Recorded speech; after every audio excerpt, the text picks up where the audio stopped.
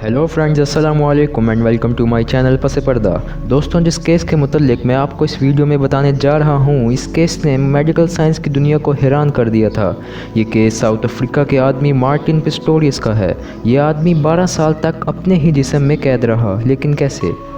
कहानी तब शुरू होती है कि जब मार्टिन पिस्टोरियस सिर्फ 12 साल का था। ये एक नॉर्मल सा हेल्दी बच्चा था जो अपने माँ बाप और 2 छोटे बहन भाइयों के साथ साउथ अफ्रीका के शहर जोहान्सबर्ग में रहता था। ये बात 1980 के आखिर की है कि जब मार्टिन की एक दिन अचानक तबीयत ख़राब हो गई और इसके गले में दर्द होना शुरू हो गया, लेकिन इसको अंदाज़ा नहीं था ये आम सा दिखने वाला दर्द दरअसल इसकी ज़िंदगी तब्दील कर देगा। ये जब उस दिन स्कूल से वापस आया तो इसको सर्दी लग रही थी। ये गले में दर्द था जैसे इसको फ्लू हुआ हो, लेकिन किसी को अंदाज़ा नहीं था कि अब मार्टिन मुकम्मल तौर पर सेहतयाब नहीं हो सकता।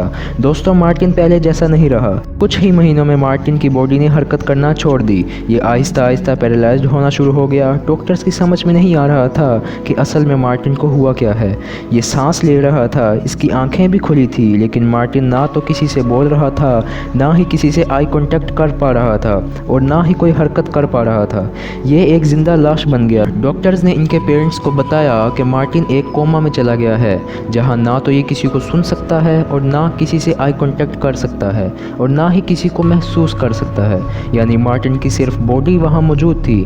डॉक्टर्स के मुताबिक मार्टिन के पास बहुत कम वक्त बचा था और ये कभी भी मर सकता था। ये खबर सुनकर मार्टिन की फैमिली के होश उड़ गए कि मार्टिन की बॉडी तो इस दुनिया में मौजूद है, लेकिन ये खुद इनके साथ मौजूद नहीं है। मार्टिन के पेरेंट्स को कोई आइडिया नहीं था कि अब वो क्या करें। मार्टिन एक कोमा में चला गया था। मार्टिन के वालिद रोडनी को रात में हर 2 घंटे में उठना पड़ता ताकि मार्टिन का ध्यान रख सके, लेकिन मार्टिन को खुद को यह एहसास नहीं था कि इसके साथ क्या हो रहा है। दोस्तों, लेकिन किसी के वहमो गुमान में नहीं था कि तकरीबन 4 साल के बाद मार्टिन को होश आना शुरू हो गया। मार्टिन इस कोमा से बाहर आ रहा था। मार्टिन को लगता था कि इसके दिमाग में हर तरफ धुंध बढ़ी हुई है। इसको इतना अंदाज़ा था कि इसके साथ कुछ ना कुछ गलत हुआ है, जैसे ये कोई ख्वाब देख रहा हो। और फिर कुछ ही अरसे में मार्टिन को मुकम्मल होश आ गया।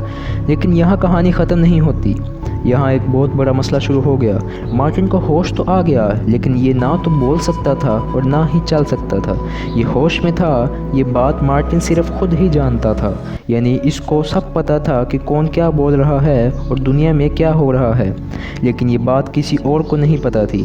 यानी ये एक ऐसे सुनसान जजीरे में था जहाँ ये अकेला फंस चुका था और सिर्फ सोच सकता था। आप इमेजिन करें कि हमें सिर्फ कुछ घंटों बेड पर लेटने के लिए कहें और चले बगैर सिर्फ सोचने को कहें। ज़ाहिर सी बात है कि इंसान इस हालत में फ्रस्ट्रेट होना शुरू हो जाता है। और मार्टिन का मसला तो ये था कि ये अपनी हालत के मुतल्लिक किसी को इशारा करके भी नहीं बता सकता। मार्टिन खुद को किसी जिन की तरह समझता था कि ये इस दुनिया में मौजूद तो है, लेकिन किसी को इस बात का इल्म नहीं।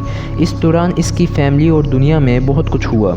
इसके बहन भाई क्या कर रहे हैं, इसके घर कौन से मेहमान आते हैं, दुनिया में क्या हो रहा है, मार्टिन को सब कुछ पता चल रहा था।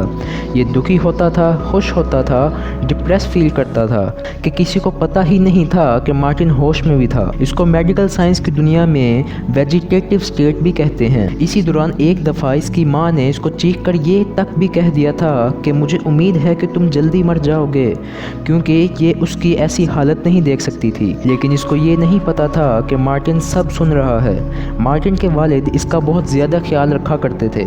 इसके साथ साथ मार्टिन का ख्याल रखने की जिम्मेदारी एक औरत के पास भी थी। दोस्तों, जब मार्टिन 25 साल का हुआ और इसको लगा कि अब ये सारी ज़िंदगी इसी तरह ही गुजार देगा और अब इसकी सोच ही इसकी दुनिया है, एक दिन एक ऐसा करिश्मा हुआ जिसने मार्टिन की ज़िंदगी फिर से तब्दील कर दी। वो औरत जो मार्टिन का ख्याल रखती थी, उसको एहसास हुआ कि मार्टिन दरअसल होश में है और ये सब कुछ सुन सकता है। इस दौरान मार्टिन ने तकरीबन 12 साल इसी हालत में गुजार दिए थे। ये अपनी बॉडी में ही कैद था। बहरहाल, जब इस औरत ने इस फैमिली को इसके बारे में बताया तो इसकी फैमिली फ़ौरन इसको हॉस्पिटल लेकर गई। जब पता चला कि मार्टिन वाकई होश में है, दोस्तों कहते हैं ना कि जिसे अल्लाह रखे उसे कौन चखे।